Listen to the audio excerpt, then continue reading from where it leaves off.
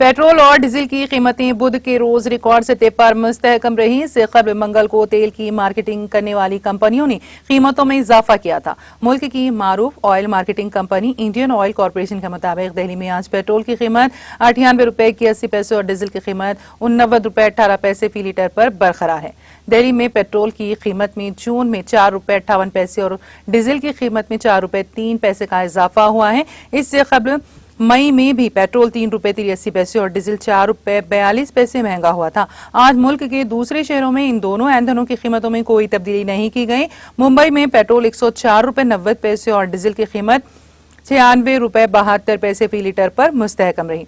Petrol 99 रुपए 80 पैसे फी litre और चेन्नई में 98 रुपए 64 पैसे फी लीटर और कोलकाता में फरोख्त हो रहा है।